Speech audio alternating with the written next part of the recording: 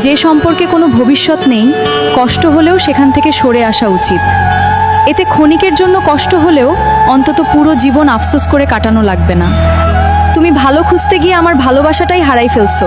একটা কথা মনে রাখো, সবাই তোমারে ভালোবাসবো, কিন্তু আমার মতন ভালো তোমারে কেউ বাসতে পারবো না। মাফ কইরা দিও আমারে। নিজের মনে কইরা অনেক শাসন করছিলাম তোমারে। যে কথা না বইলা থাকিতে পারে সে ভুলেও যেতে পারে। দিনে দিনে নিজের বিশ্বাসের কাছে একটু একটু করে শেষ হয়ে যাচ্ছি। আমার জীবন ঠিক কোনখানে গিয়ে থামবে আমি সত্যিই জানি না। আমার কপালে শেষটা কি আছে। আমি ছিলাম মোমবাতি, সে ছিল রাত। আমি জ্বলেছি তার জন্য, সে খুঁজেছে চাঁদ। কে হয় এটা? ফ্রেন্ড হয় আমার। তোমারে বলছি না ছেলে ফ্রেন্ডের লগে মিশবা না। এতই যখন সন্দেহ তাহলে ছাইড়া দাও না আমাকে। কি হইল ম্যাডাম?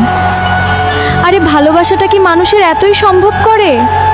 যে সত্যিকারের ভালোবাসে সেই তো সন্দেহ করে, না হলে কার এত টাইম আছে এ যুগে একজনকে নিয়ে ভাবে। যাও। সরি।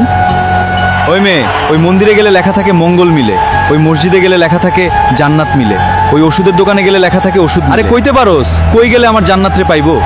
একটা কথা বলি, মনে রাখো, অযোগ্যকে যোগ্য বানানো সম্ভব, কিন্তু বিশ্বাসঘাতককে বিশ্বাসযোগ্য বানানো অসম্ভব।